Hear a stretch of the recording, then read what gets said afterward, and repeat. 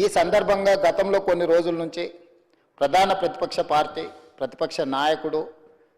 తెలంగాణ ప్రాంతానికి తీరని అన్యాయం జరుగుతుంది, ఈ అన్యాయానికి ప్రధానమైన కారణము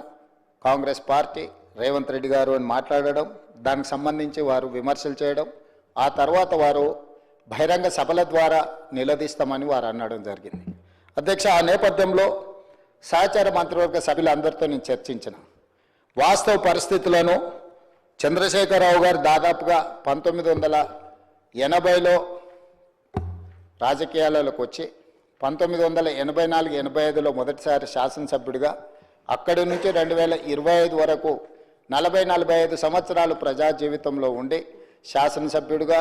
రాష్ట్ర మంత్రిగా, పార్లమెంట్ సభ్యుడిగా, కేంద్ర మంత్రిగా, తెలంగాణ రాష్ట్రానికి మొదటి ముఖ్యమంత్రిగా అపారమైన అనుభవాన్ని గడించిండ్రు.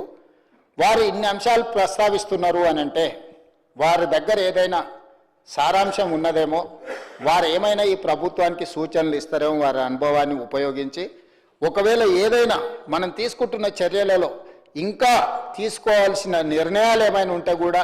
వారి సూచనల ద్వారా తీసుకోవాలని ఒక ఆలోచన చేసినాం. సహచర మంత్రులు అందరూ కూడా సూచన చేసిండ్రు, తక్షణమే మీరు శాసనసభ సమావేశాన్ని ఏర్పాటు చేయండి, మనము